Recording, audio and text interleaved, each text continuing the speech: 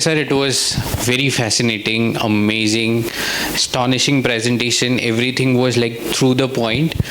So, what he has done is like when you collected the data about the sites and then you draw the river route and then you define that how the trade route would have been. So, how you made the perception about it and how you come to the conclusion to that, it was amazing. So, what I could figure out is he could come up to that conclusion because of the two very important skills. Number one, he is expert in his own domain, so he understands archaeology in and out, everything about it. And the next thing which he has been doing is to collect the data, understand the data sets, and then combine those two skills with the help of tools and techniques to come up to that conclusion. So जो इन्होंने किया है, basically इन्होंने दो skills का इस्तेमाल किया है. एक, इनको अपने फील्ड का पूरा नॉलेज है, आर्कियोलॉजी को बेहतर तरीके से समझते हैं, और दूसरा इन्होंने कुछ तकनीकों का इस्तेमाल किया है डेटा कलेक्ट करने के लिए, डेटा को इंटरप्रेट करने के लिए. तो आज इस सेशन में हम इसी चीज़ का इस्तेमाल करेंगे. हम कोशिश करेंगे कि किस तरीके से डेटा टूल्स, डेटा टेक्निक्स और जो नए नए इनोवेशंस हो रहे हैं डेटा टेक्टिक्स के लिए, उसको हम कैसे यूज़ कर सकते हैं आर्कियोलॉजी में, and will also try to come up with a conclusion that how we can create a good let's say framework. एक फ्रेमवर्क बनाने की कोशिश करेंगे जिससे कि हम ये डेटा साइकिल का इस्तेमाल आर्कियोलॉजी के अंदर करें और इस तरह के इंटरप्रिटेशंस, इस तरह के बेहतरीन इंटरप्रिटेशंस हम हमारे रिसर्चेस के थ्रू निकाल सकें. कैसे करेंगे ये हम अभी देखते हैं, बट उससे पहले since you guys have been going through a longer lecture and I need to wake you guys up, उससे पहले हम एक बड़ी मिस्ट्री सॉल्व करेंगे. अब वो बड़ी मिस्ट्री क्या है वो देखते हैं. Can you switch on to the next slide. Next. So, ये सब करने से पहले हम डेटा को आर्कियोलॉजी में इस्तेमाल करने से पहले एक बड़ी मिस्ट्री को सॉल्व करेंगे. Just move on to the next slide directly.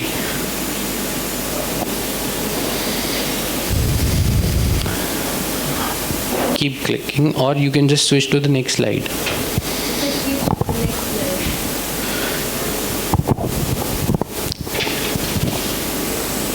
Okay, so you guys must be having a little bit of experience with data previously. Data पे आपने काफ़ी काम किया होगा. हमने NMMA का डेटाबेस भी देखा है, उसके अंदर हमने काफ़ी सारे एरर्स जो हमने कमिट किए हैं वो देखे हैं. Now let's try to understand data in a very different way. So हम बड़ी मिस्ट्री जो सॉल्व करेंगे वो ये वाली है कि can you make the resolution little better. दूर से सही दिख रहा है? अच्छा ठीक है, सब लोगों को दिख रहा है? जो लोग पीछे बैठे हैं उनको भी दिख रहा है? सो अभी हम सबसे पहले डेटा के आधार पे एक बड़ी मिस्ट्री सॉल्व करेंगे that who is the greatest amongst these two. Okay, so who are these two guys? Virat Kohli and Sachin Tendulkar. So who is the greatest? I have given you certain data points.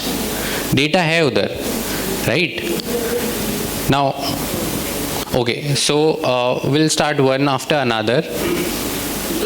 आपको ये बताना है कि आपके हिसाब से दोनों में से बेहतर कौन है. Since you have the data with you and it is right there in front of you, you just need to tell me that who is the greatest.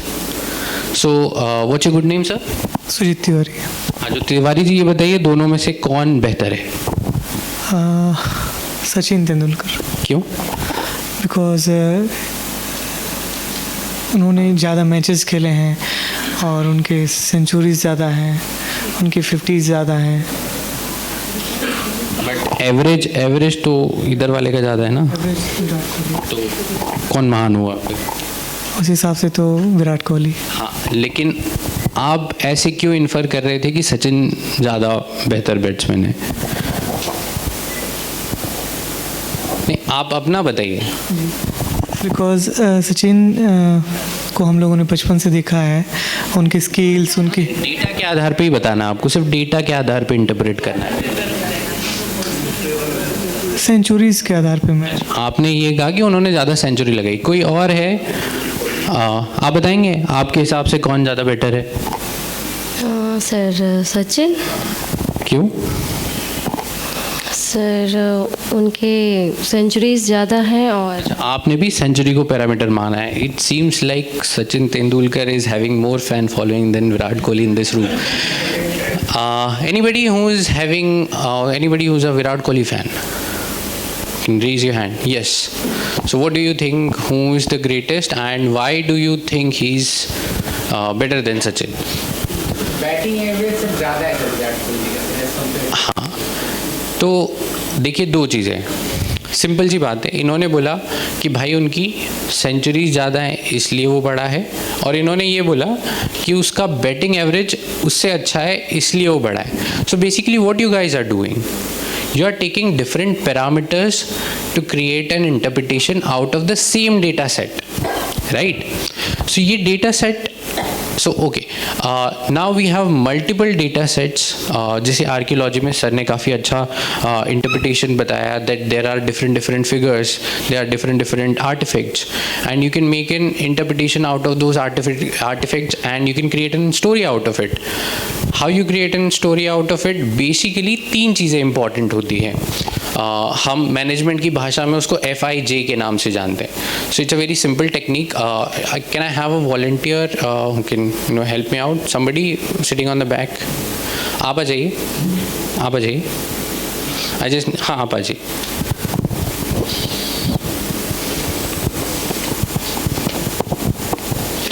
सो जो सर का प्रेजेंटेशन था ना, उससे हमको तीन चीज़ें देखने को मिलती है, समझने को मिलती है. सो डेटा में भी हम उसी टूल्स या टेक्निक्स का इस्तेमाल करते हैं.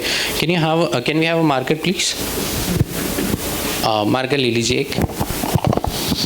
So I'm going to teach you about a very basic tactics which we use every day in day out in our data science operations. We focus on three major points, which is known as FIJ. Sir, I would like to write on the board F, I and J.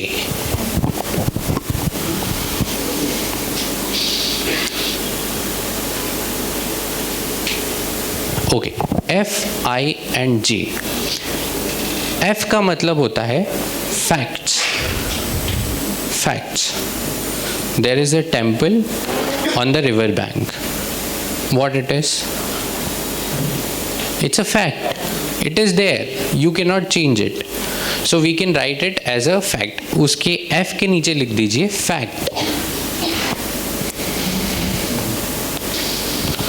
I का मतलब होता है inferences.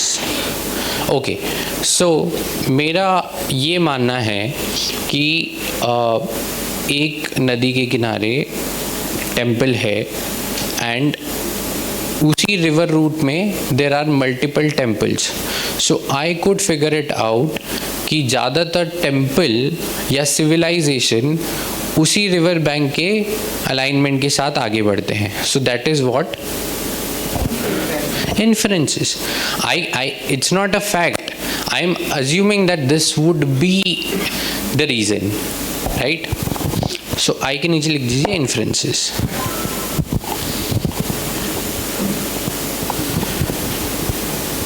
Now I made an assumption that I have seen it somewhere that some other civilization was there alongside the river route, and I found a structure somewhere alongside the river route. So मेरा ऐसा मानना है कि हो सकता है कि उनकी सिविलाइजेशन में टेम्पल्स नहीं होते थे, बट ये structure is somewhere close to the temple which is maybe a monument or a place where people can gather and have a get together, or they socialize over there. Like this is the concept of the temple, that people go visit there and then they interact. So that can be what? It's not an inference because it is not based on exact facts. It is my assumption. It is based on my assumption. So what it can be? It's my judgment. Right? So three things, very important: facts, inferences and judgment. ये तीनों चीज़ें अगर आप समझ पाए, अगर आप ये स्किल एक्वायर कर लेते हो डेटा साइकिल को रीड करने के बाद कि which things are facts, which things are inferences and which things are judgements. जैसे मैंने इनसे पूछा तो इन्होंने बड़ा मासूम सा जवाब दिया कि नहीं, हमने तो सचिन को बचपन से देखा है, but it is not based on facts, it is इस जजमेंट की हो सकता है कि सचिन ही सबसे बड़ा खिलाड़ी निकले जब विराट कोहली का करियर ख़त्म हो। उन्होंने बोला कि उसका बैटिंग एवरेज अच्छा है, it is based on batting average, कि मैंने सिर्फ एक ही पैरामीटर को कंसिडर किया है, बैटिंग एवरेज। अगर मैं बैटिंग एवरेज को कंसिडर करूँ तो Virat Kohli is the best. क्यों? क्योंकि ये फैक्ट है, right? But if let's say I give certain weightage to each and every parameter कि बैटिंग एवरेज के 10 नंबर, नंबर ऑफ सिक्सेस हिट के 5 नंबर, शतक बनाने के 10 नंबर, ऐसे करके मैंने वेटेज बना दिया हर पैरामीटर का, and then I come up with a conclusive number that ये इतने % बेटर है, ये इतने % बेटर है, then I can make an inference out of those facts. So that is called inferences. So ये तीन चीज़ें काफ़ी इंपॉर्टेंट होती है। अगर आप ये बेहतर तरीके से समझ पाए तो will be able to close on the entire data cycle. Now अब सर ने क्या करा है, हम उस चीज़ को अच्छे से समझते, शुरू से समझते, ठीक है? एक चीज़ होती है, उसको हम लोग बोलते हैं डेटा साइकिल। डेटा साइंस की भाषा में उसको डेटा साइकिल बोला जाता है। अब डेटा साइकिल शुरू कहाँ से होता है और ख़त्म कहाँ पे होता है, अभी हम वो देखने की कोशिश करेंगे, ठीक है? Can you move on to the next slide? But before that, just tell me that how many still thinks that Virat Kohli is the best one? Nobody. Only one guy. 2, 3, 4, 5. Only 5. Rest all are Sachin's fan. Okay, that's great. Okay, so what actually happens is we have certain errors, but we'll talk about the errors. But we'll first talk about the data cycle. So can you move on to the next slide, please? We'll simply talk about the data cycle. Data cycle कैसे काम करता है हम वो समझेंगे, ठीक है? Data cycle में कुछ नहीं होता है. If I sir, you can take your seat, sir. Sure. So what we are going to talk about is, we are going to talk about the data cycle, how that journey of data starts. सबसे पहले what you guys usually do, अगर मैं किसी monument या site की बात करूँ, so what do you guys do? You go over there, you try to observe things कि वहाँ पे क्या क्या है, and then you try to figure it out that I need to collect or document those details, right? This is called creation. So first you create a data, then you document it properly. Once you document it, you send it to your NMMA portal. That is called storing the data. So first you create the data, then you store the data. Then we try to utilize that data sets into different interpretations. Like जब मेरे पास data आ जाएगा, जब मैं data collect कर लूँगा, जब मैं उस data को कहीं पे store कर लूँगा, then I can create, I can consider it कि इसमें से facts कितने हैं, इसमें से inferences कितने हैं, इसमें मेरा judgment भी मैं लगा सकता हूँ. So these things are called using that data. Then once you start using that data into different research papers or into different publications, then you started sharing that data into the domain, right? Then you started publishing your papers, you started sharing that data with other people, then you started sharing the data with other universities. So this is called sharing of data. Then whenever you document it properly, you started sharing it with everyone, then we started giving numbers to our publications, right? That this was the paper which was published in so and so years by so and so. So that is called archival of those data. And then there's another term which is recently introduced by the mighty Ministry of Information Technology, that we need to have a protocol for destroying the data as well, because over a period of time you cannot keep the database with you. At some point you have to destroy the data. So you have to create a clear-cut policy that after 7 years or 10 years you need to destroy your data. So that's called destruction of data. So this is the complete cycle. Now what I want you to do is, since we are sitting in a cycle, the person who is sitting on the rightmost seat should stand up and tell me about what is creation of data. So anybody who's sitting on this seat, this side, anybody can tell me what is data creation? Now, if you guys don't do it, then I need to come to you and then ask you the question. Okay, so basically we go to the field, we collect the data, and then we create a data model. That is called creation of data, right? So now, why do we, let's say I went to a field, I went to some site, and then I started gathering the information about that particular site. What I have done is, I haven't documented everything about that site. I have documented only the relevant points. Why would I do that? Why would I not document almost everything about that site? What is the reason? Interest or time. I mean, the person who is recording has many factors because he has time, maybe his interest, likings, and और जो सबसे ज़्यादा prominently show होगा तो इन्होंने एक शब्द का इस्तेमाल किया. इन्होंने कहा कि जो ज़्यादा prominent होगा. So basically, if I articulate the words, if I say that जो ज़्यादा relevant होगा, मैं सिर्फ उसी को document करूँगा. So there are few things which you need to keep in mind while creating the data. First and foremost, it has to be a relevant data. Do not document anything which is irrelevant because it will make no sense. आपका जो FIJ वाला formula है उसमें आप unnecessary data डाल के को कुछ नहीं मिलेगा. But how do I collect the relevant data? And I need to have some reference point ना कि यही prominent है. So उसके लिए if I say जैसे कि हमने वो एक बड़ा सा स्लाइड देखा जिसमें कि हमने बैटिंग एवरेजेस, स्ट्राइक रेट, ये सारी चीज़ें रही. उसमें हमने ये नहीं देखा कि किसने कितने विकेट लिए, किसने कितने कैचेस लिए, या हमने ये नहीं देखा कि कौन कितनी पार्टियां करता है विराट कोहली, सचिन तेंदुलकर में से. Right? We have collected the details into specific parameters only. Right? So two things very important. Number one, it has to be relevant.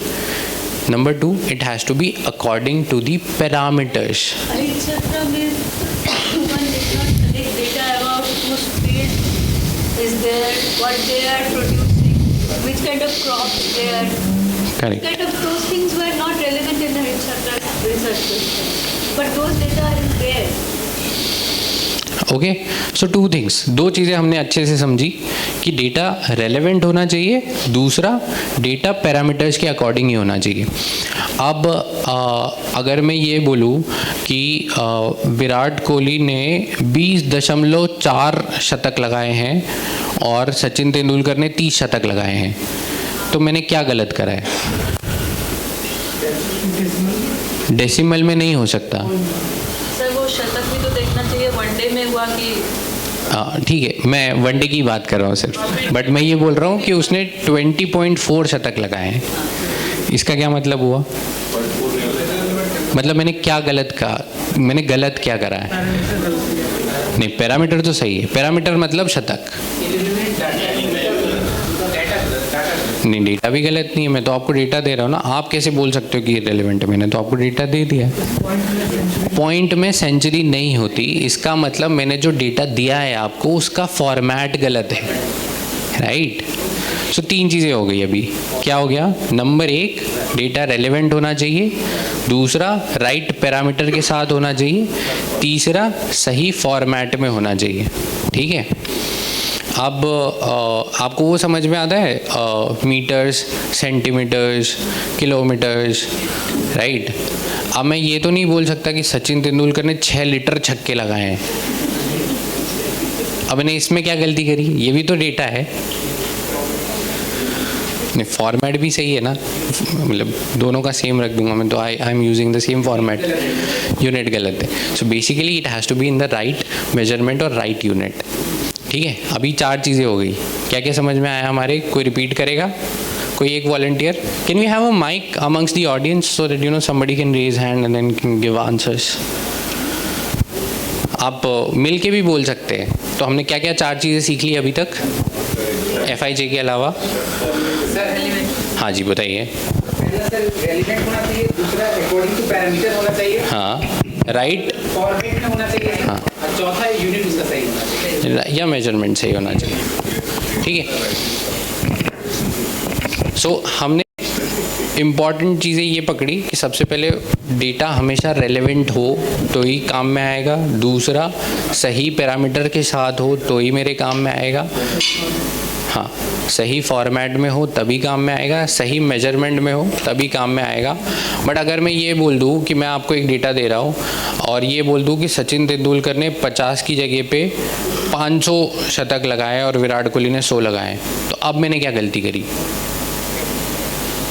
शतक लगाए हैं, पैरामीटर हो गया मेरा 100s, ठीक है, 100s, विराट कोहली 100, सचिन तेंदुलकर 500। क्या है ये? डेटा रॉन्ग डेटा है ये। रॉन्ग डेटा है, या मैं ये बोल सकता हूँ कि ये जो वैल्यू मैं आपको दे रहा हूँ ये वैल्यू ही गलत है। तो 5 चीज़ें क्या हो गई मेरी? कोई रिपीट करेगा इनके अलावा? somebody from that side, यहाँ से कोई कुछ नहीं बोल रहा है तो 5 चीज़ें आप एक्सप्लेन कर पाएंगे? 5 चीज़ें मैम आप 2-3 बार बोल चुके हो। let's ask the kids now। अरे अच्छा, सबसे पीछे चलते, सबसे पीछे आप बताएंगे 5 चीज़ें क्या सीखी हमने आज?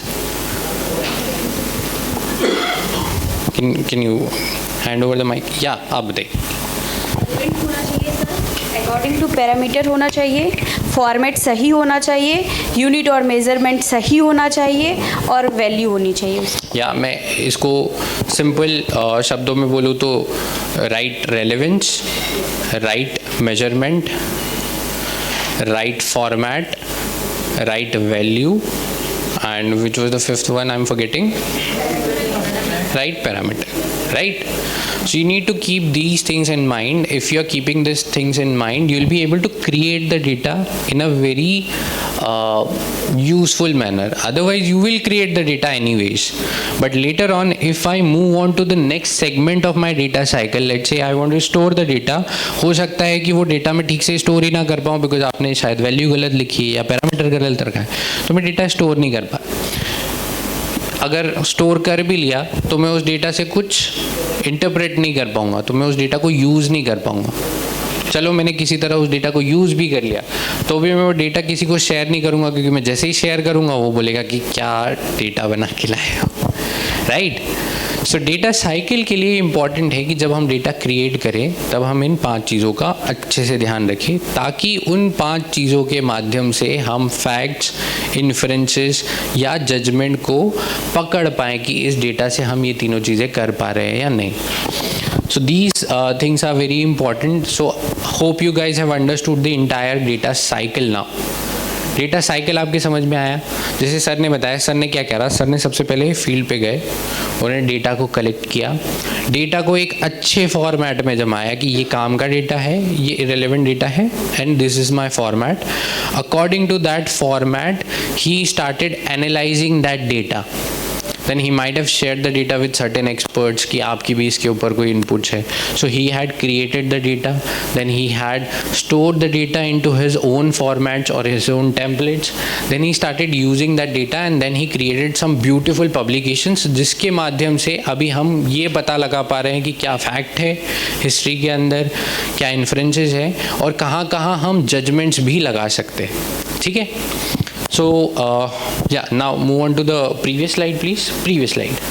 So type of errors, basically हम क्या क्या errors करते हैं, I am not able to see the view, but मैं आपको ऐसे ही बता देता हूँ। जनरली हम लोग क्या errors करते हैं, हम लोग accuracy से related error करते हैं। जब हम डेटा देख रहे होते हैं या डेटा बना रहे होते हैं, हम कुछ ना कुछ उसमें गलतियाँ कर देते हैं, छोड़ दिए, और फिर मैंने आपसे पूछा कि कौन बेटर है, तो क्या आप बता पाओगे?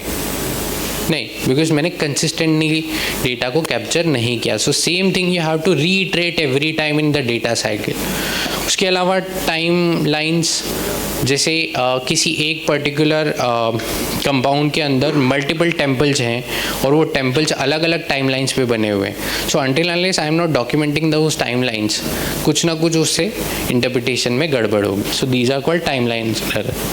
डुप्लीकेशन तो आप सभी जानते हैं. डुप्लीकेशन की एरर तो हर कोई करता है. एक्सेल शीट्स में हम लोग कई बार सेम डेटा को रिपीट कर देते हैं. जब भी डुप्लीकेशन होगा you will not be able to make a clear interpretations. In fact जब हम टूल्स का इस्तेमाल करते हैं, AI टूल्स का इस्तेमाल करते हैं या जनरेटिव AI का इस्तेमाल करते हैं, तब भी हमको ये एरर का सामना कई बार करना पड़ता है. So whenever you are documenting, please be very careful that you are not making the duplication related errors. Format error अभी हमने समझा कि डेटा का अगर फॉर्मेट गड़बड़ हो जाता है तो वो सारा का सारा इंटरप्रिटेशन ख़राब कर देता है. Validity, now you have to be little careful that you are collecting the details which are valid. Now, unlike, okay, somebody has told you to create a database. अब आपने वो database बनाया, लेकिन वो database काफ़ी पुराना है और कई बार ऑलरेडी इस्तेमाल हो चुका है. So again and again doing the same thing may not be a good idea to, you know, already existing details को हम बार बार repeat करके, या ऐसी डिटेल्स जिसको ऑलरेडी हमने बोल दिया कि ये तो इररिलेवेंट है, we have already used it और it is already been consumed, so it's called validity error. एक छोटा सा एग्जांपल देता हूँ मैं आपको. नेटफ्लिक्स में अगर आप कोई मूवी देख चुके हैं बट मैं आपको सजेशन में वही चीज़ें बार बार दे रहा हूँ कि आप ये वाली मूवी देखो, so will it be a valid interpretation? No. So the data has to be valid also. Then reliability तभी आएगी जब आप एरर्स करना बंद करेंगे, right? So when you started sharing the data, you have to be very clear that you have this concept of R5. You are, you know, collecting the data into that format only so that, you know, further interpretations can be made.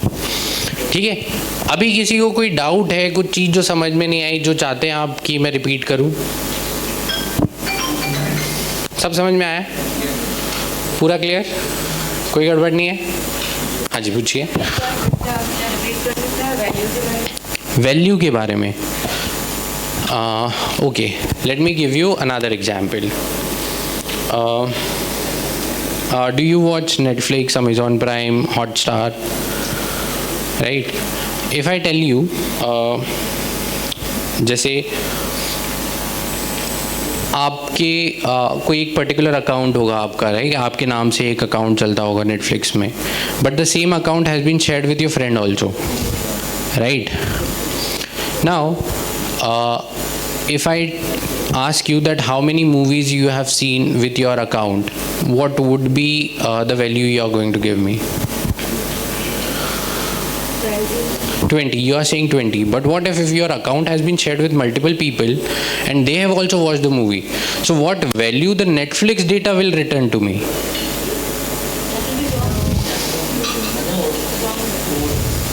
More than 20, because somebody else is also watching through your account only, right? So it is not the right value based on which I can make an interpretation. So that is called the wrong value, right? अगर मैंने आपसे ये कहा, जैसे कि हम उस time पे बात कर रहे थे, मैंने ये कहा कि सचिन तेंदुलकर ने 20.4 सेंचुरीज लगाई है, तो वो गलत था ना. उसमें मैंने वैल्यू नहीं बताई आपको, या मैंने ये बोल दिया होता 20.4 ABC उसने शतक लगाया हुआ है. So I am not giving you the correct value due to which I can make an interpretations. So that is why right value is also very important. अभी आया आपके समझ में? ठीक है जी. मैं समझना चाहता हूँ कि डुप्लीकेशन हुआ या नहीं. मान लीजिए there is a whole of points. Okay. We are documenting hundreds of points that are there in the board. अब वो सारे एक ही रूलर के पॉइंट्स हैं, एक ही ईयर में इशू मान लीजिए, ईयर में मेंशन है, इंस्क्रिप्शन एक ही है, टाइप एक ही है, मेटल एक ही. करेक्ट. तो except for the accession number, all my data that I'll be inputting will be the same. So will you call it duplication of data? No. I No, don't think you will call it a duplication of data, because you are writing, it's a single data set. It's a single data set. And there, when you are documenting in your parameters, you are writing, there are 24 coins. 24 number. There is one parameter that how many of those objects you are writing there. Means how many of those objects you are getting in that particular this thing. In your description also you are writing. So one parameter is there. This parameter can be changed also. New parameters can be included also. There is not duplication of data. But if you document the same horde twice, that would be the duplication of data. But if you document the single horde once with all its components, no, it will not be a duplication of data. And sir data की भाषा में हम duplication कभी consider करते हैं जब हम सारे पैरामीटर्स को we apply a very simple algorithm. हम ज़्यादा दिमाग नहीं लगाते. हम ये बोलते हैं कि हमने पैरामीटर दिए, अब उस पैरामीटर में वो एंट्री एक बार आ रही है या 2 बार आ रही है. मैं बात करूं कि जो 22 फरवरी को मैच हुआ था उसमें विराट कोहली ने 100 रन बनाए. अब अगेन मेरे पास वही डिटेल आ रही है कि 22 फरवरी के मैच में विराट कोहली ने 100 रन बनाए, तो 200 रन तो नहीं बनाए होंगे. So that is why we consider only the parameter के अगेंस्ट में वैल्यू. अगर उसी पैरामीटर के अगेंस्ट में सेम वैल्यू सेम फॉर्मेट में दोबारा से आ रही है तो वो डुप्लीकेट डेटा है. We get that kind of situation in excavation. Yes. They're the same. All parameters remain the same. The objects are same, but in the same spot we are getting two things. So we'll be recording two exactly same. Everything will be same. No, that is okay. But So that is what. So the only thing that, like I said, that is the thing. All parameters will be the same thing. Like, and we'll be saying that we found one. 1 and 1, they become 2. That thing. Yes. But That that is- will not be duplication. That will not be duplication. Because if you found only one and you have documented twice, Yes. that will be How to duplication. check that duplicacy actually? That should be the question. How to check that duplicacy? Is duplicacy or not? In the case, the same thing he said, the same thing I said. So how to check that? Like, they have this primary key, succession number. If that is kind of, when you check, there's a random number that the computer gives. That is a No, there will be this accession number. Okay, so you are finding, that is why quite pretty interesting questions they are asking. See, there are 2 occurrences here. It's not a single occurrence. There are 2 occurrences. If there was a single occurrence, by single occurrence I am meaning that I am getting only one thing. हमको एक ही terracotta figurine मिला, लेकिन हमने लिखा उसको 6 बार. ठीक है? That is duplicacy of data. Not only twice, 2, 6 times. Hexacacy of data. But if we got 6 times the same thing, same terracotta, that will not be duplicacy of data. Maybe they are having same design, same weight, same features, everything. But anyway, as means philosophy of archaeology, I would say that there is no one thing is similar to the other, exactly the same. That cannot be anywhere in the world. Not only archaeology, any other discipline will agree. But that's question, leave aside. That will not be the duplicacy of data, or hexacacy of data, or septocacy of data, or decacacy of data, whatever. But that would be separate occurrences. But that's what he said. If you are writing the same data, if you are writing trench number A1, several times you are recording that same data from entrance number A1. That would be the duplicacy of it. No, but does your system reject the entry of No, duplication? this is manual. This has to be manual. This has to be manual because what your database system is saying. These are seeing it. These are seeing them as separate entities. They are saying because your things are recording same things twice. There are two possibilities. There were two occurrences. That is reality, that human element will be always there to check your data set. Database cannot understand that there is a duplicacy. So database can understand if you have the primary key. No, primary key is in for different purposes. Primary key is... We had got one software made where it was checked on the basis of... Suppose you are having the same occurrences twice. Same occurrences twice. You have to write 2 bottles, no? You have to write 2 same things of gallons of 250 milliliter. The bottle height is this, but that weight is this, and that same thing twice. But that is not duplicacy because there are 2 occurrences. How the computer will understand that I have written this one twice or I had actually twice these occurrences? It will not understand. No, it will understand only when... If you give the same accession number, then also your parameter is getting repeated. No, let the other fields be repeated. You are computer, so you may be. But if you are not repeating the accession number, like these two have different accession numbers, then they are separate entries. They are 2 different items. But Exactly. If it's the same entry number and all the details are matching, then there should be a alarm. No. That In computer, you cannot, if it is generating accession numbers, automatically it will generate the second accession number for you. That's a problem. That is, there will be manual, this human element will be there to correct it. There are human, but there are ways to correct it. Of course, the data feeding is human, so correction also to be human. But Yes. for a long data set like this, there is always a filter.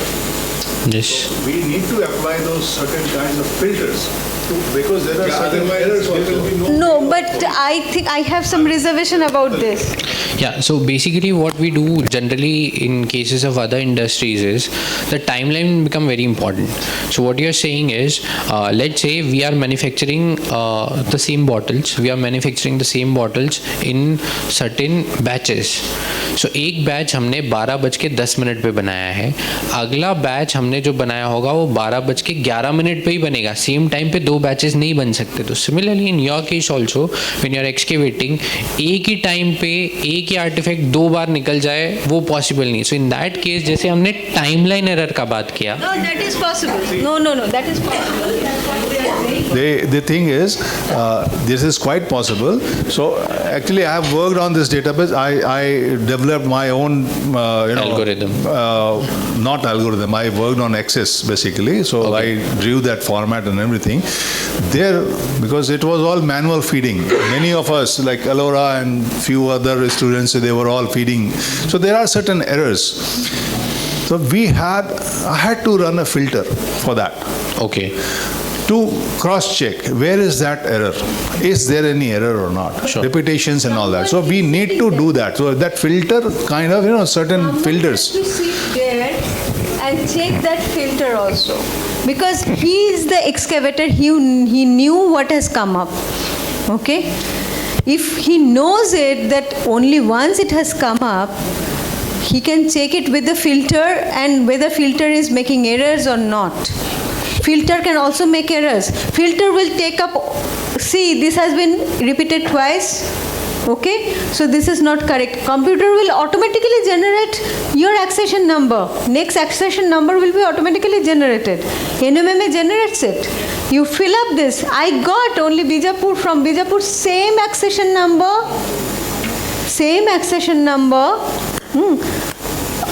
Certain objects, one coin that has been repeated, and NMMA database has developed separate numbers, national registration numbers for each of them. Same object, same coin, I got 10 templates. That Queen Victoria I was talking about. 10 to 20 templates, more than that actually. Database आपके system में वो check balance नहीं दिया हुआ है. नहीं, but if वही चीज आया हुआ है, वही चीज 10 बार आया हुआ है, वही चीज 10 बार आया हुआ है, in reality, are you going to delete all of them? No, that is not duplicacy of data. How you are going to do? You have to know that whether in that hoard there are 50. That's what the question is. How to check duplicacy, whether it is duplicacy or not. That has to be human. So that has to be. Human element has to be there. It is not everything to your AI or this thing. Human element has to be there. That's why you are still relevant. If that AI could have done all these things, there was no need of conducting this workshop. Correct. So basically what we are talking about is an unstructured problem. Structured problems system can solve. Data analytics tool can apply on structured problems. Like if I have a different parameters in the same parameters, if you are having multiple entries, I can figure it out. But it has to be structured. जो आप problems बता रहे हैं वो unstructured problem है. So unstructured problems के लिए आपको human intervention लगेगा ही लगेगा. Because AI cannot do everything. Okay, so let's move on to the next segment. हमने सारी चीज़ें समझ ली. अभी किसी को और कोई question है? Like you want to ask some other questions related to data science? Okay, so what we are going to do is, since you are saying that you have understood everything about the lecture, I'm going to ask you certain questions and you're supposed to give me the correct answer since you have already understood everything. So can you move on to the slide number 6 actually? So I'm going to ask you a few questions and I would assume that you will be able to answer those questions correctly. So first question is, what is the initial step in the data analysis cycle? Data analysis cycle में हम सबसे पहले क्या करते हैं? क्या हम सबसे पहले हाइपोथेसिस लिखते हैं? क्या हम सीधे डेटा कलेक्ट करना स्टार्ट कर देते हैं? क्या हम डेटा को क्लीन कर लेते हैं या हम डेटा को विजुअलाइज करते हैं? So what is the correct answer and who is going to give the correct answer? Raise your hand. नहीं, हाथ खड़े करके एक एक करके बोलना है. या so what are you saying? Data visualise करते हैं. What are you saying? आप बोल रहे हैं हाइपोथेसिस करते हैं, आप बोलते हैं डेटा विजुअलाइज करते हैं. कोई और है जो जिनको लगता है कि इन दोनों के अलावा हम कुछ और करते हैं? आप बोल रहे हैं डेटा कलेक्शन, तो ये बोल रहे हैं डेटा विजुअलाइजेशन, आप बोल रहे हैं हाइपोथेसिस फॉर्मुलेशन, आप बोल रहे हैं डेटा कलेक्ट करना. कोई और है? Data cleaning. डेटा क्लीनिंग आप बोल रहे हैं डेटा क्लीनिंग. एक ABCD डेटा क्लीनिंग करते हैं हम. Okay, let's look at the answer because we have different thoughts. So basically हम डेटा कलेक्ट करते हैं. डेटा विजुअलाइजेशन हम उसको बोलते हैं जब हम डेटा क्लीन करके एनालाइज कर लेते हैं और जब हम वो डेटा प्रेजेंट करना स्टार्ट करते हैं, then it is called data visualisation. Hypothesis is all together a different ball game. Hypothesis के बारे में तो हमने डिस्कस भी नहीं किया. Hypothesis where when you have the data and you have certain assumptions जिसको आप डेटा के थ्रू जस्टिफाई करना चाहते हैं, दैट इज कॉल्ड हाइपोथेसिस. आपने कहा था डेटा, आपका सही था. आपने कहा था डेटा क्लीनिंग. जब डेटा कलेक्ट ही नहीं होगा तो क्लीन कैसे होगा? राइट? अभी समझ में आया चारों आंसर में क्या क्या गलतियां थी. So ma'am was right. Big round of applause for ma'am. Okay, next question please. What is the purpose of data cleaning in the data analysis cycle? Data cleaning क्यों ज़रूरी है किसी भी डेटा साइकिल के अंदर? To generate insights, to identify the patterns and trends, to remove the outliers, and to perform statistical tests. So outliers, आपको पता है आउटलायर्स सम कुछ काम के होंगे, कुछ एक ऐसे होंगे जो एक्सेप्शंस भी हो सकते, so these are called outliers. So we do it to remove them, या हम इसलिए डेटा क्लीन करते हैं ताकि हम उसके ऊपर कोई स्टैटिस्टिकल टेस्ट कर सके या टूल अप्लाई कर सके, या फिर हम सिर्फ इसलिए करते हैं ताकि हम कोई पैटर्न समझ ले कि यार ये डेटा का कोई पैटर्न है क्या, या फिर हम इसलिए करते हैं कि हम कुछ पता चले उस रॉ डेटा से कुछ निकल के आ जाए. किस लिए करते हैं हम डेटा क्लीनिंग? अब जो लोग सबसे लास्ट कॉर्नर वाले रोज में बैठे हैं उनमें से ही कोई आंसर देगा.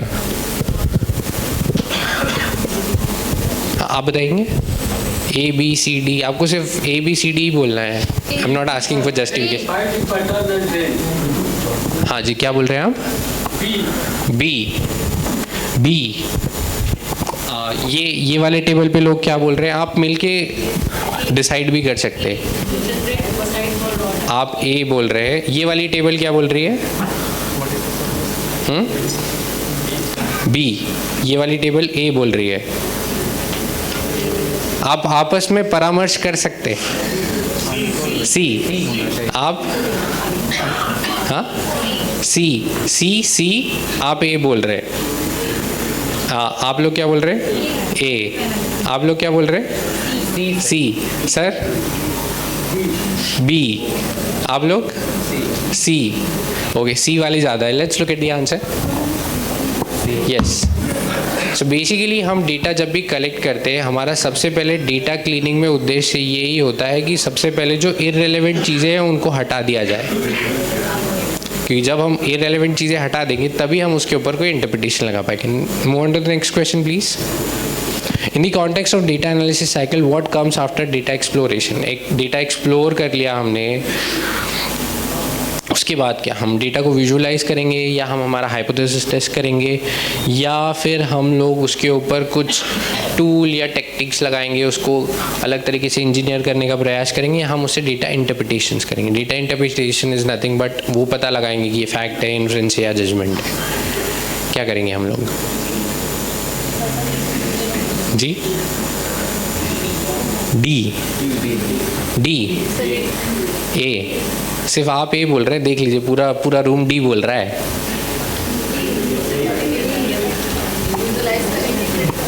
अच्छा, डेटा विजुलाइज करेंगे तभी हम इंटरप्रेट कर सकते हैं, आप ऐसे बोल रहे हैं. ठीक है. कोई और जो इनके जस्टिफिकेशन से इत्तेफाक रखता है, ये बोल रहे हैं कि जब तक मैं डेटा को विजुलाइज नहीं कर लूँगा तब तक मैं उस डेटा को इंटरप्रेट नहीं कर सकता. So in that case this is for sure कि जो ए है वो तो डी से पहले आएगा ही आएगा. आप अब अपना स्टैंड बदल रहे हो आप इनके कहने पे? नहीं, आप इंटरप्रिटेशन पे ही हो अभी भी. ओके. और कोई ए और डी? ठीक है. Let's look at the answer please. Yes, basically you are right. जब तक हम डेटा को देखेंगे नहीं, अगर मैं आपको कोई ग्राफ दूंगा तभी तो आप मेरे को बता पाओगे कि ग्राफ के हिसाब से कौन सा शेयर जो है शेयर मार्केट में टॉप पे गया था फिर नीचे आएगा. तो this is called data analysis और data interpretation. So data interpretation तभी होगा जब हम डेटा को प्रेजेंट करके विजुअलाइज करेंगे. So it was right interpretation. We should have a round of applause for her. Yes, next question please. या why it is important to iterate in the data cycle. कोई भी data cycle हम लोग करते हैं उसमें एक चीज़ को हम बार बार करते हैं. जैसे सर ने बताया कि यार डुप्लीकेट हो सकता है data, I need to apply certain filters, so we do it again and again. Why do we do those same steps again and again in data cycle? हम इसलिए करते हैं ताकि हम डेटा का जो मॉडल है, हमारा स्टेटिस्टिकल मॉडल है जिसके थ्रू हम एनालिसिस कर रहे हैं, उसको कॉम्प्लेक्स बना दे, या हम इसलिए करते हैं कि डेटा को हम कॉन्फिडेंशियली रखना चाहते हैं, हम मास्किंग वगैरह करके रखना चाहते हैं. हम नहीं चाहते कि उस डेटा को इतना ईजी बना दिया जाए ताकि सब उसका इस्तेमाल कर सके, या फिर हम हमारी हाइपोथेसिस को रिफाइन कर रहे होते हैं ताकि हम अच्छे इंसाइट्स उससे निकाल सके, या वो इंसाइट निकाल सके जो हमारा हाइपोथेसिस बोलता है, या फिर हम डेटा का जो साइज़ है उसको डिक्रीज़ करना चाहते हैं. क्यों करते हैं हम एक ही साइकिल के अंदर एक ही चीज़ को बार बार रिपीट क्यों करते हैं? हम फिल्टर्स क्यों लगाते हैं? हम बार बार डेटा के अंदर डुप्लीकेसी क्यों चेक करते हैं? हम बार बार एरर्स क्यों आइडेंटिफाई करके उसको क्लीन अप करने का प्रयास करते हैं? Okay, to refine hypothesis and analyze based on the insights gained. You are saying that we do it to refine our hypothesis. कोई और है जो इनसे इत्तेफाक नहीं रखता? ओके, इंक्रीज द कॉम्प्लेक्सिटी से मेरा मतलब ये है कि मैं डेटा को बहुत कॉम्प्लेक्स रखना चाहता हूँ, इतना कॉम्प्लेक्स हो डेटा कि मेरे अलावा कोई और उसको रीड ना कर पाए। सिक्योरिटी के लिए करते हैं हम ऐसा, सिक्योरिटी के लिए करते हैं हम, उसको कॉन्फिडेंशियल रखना चाहते हैं अपने डेटा को।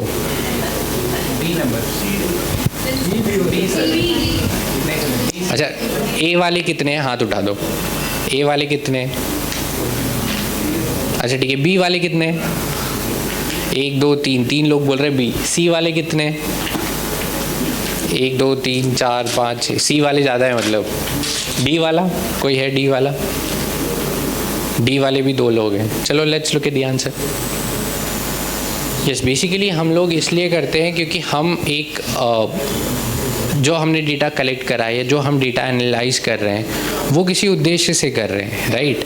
सो जब तक वो उद्देश्य पूरा नहीं हो जाता, जब तक हम अपने ऑब्जेक्टिव तक नहीं पहुंच जाते, हम उस प्रोसेस को बार बार रीट्रेट कर रहे होते हैं। So that is why we refine that data again and again.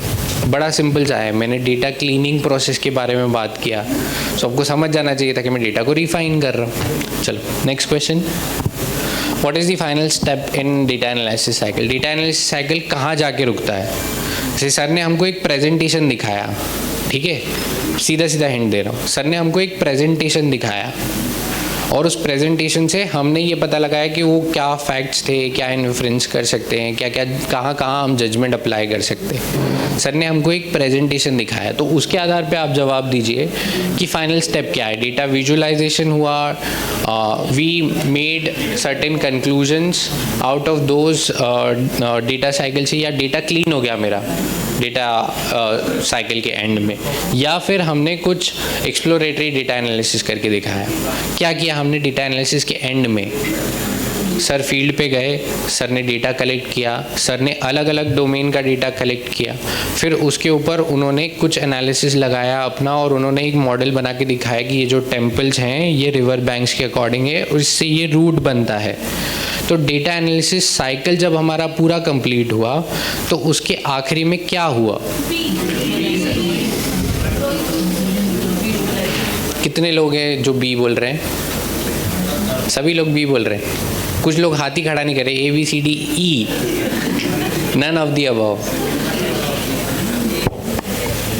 कोई और है जो बी से इत्तेफाक नहीं रखता?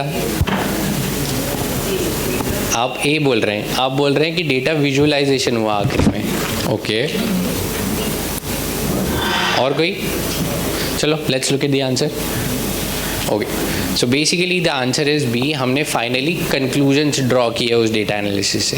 डेटा विजुअलाइजेशन का मतलब ये होता है कि मैंने डेटा को देख लिया, एक ग्राफ बना दिया, बट उस ग्राफ के बाद मैंने क्या किया? मैंने डेटा को इंटरप्रेट किया, and then I made certain conclusions. So answer is B. Basically what you do at the end of the data cycle is you make certain conclusions based on the data analysis. ठीक है, so that is it. शायद सबको भूख लग रही होगी, so we'll end this session right now. Thank you so much, but if you have any questions you can still ask. Thank you.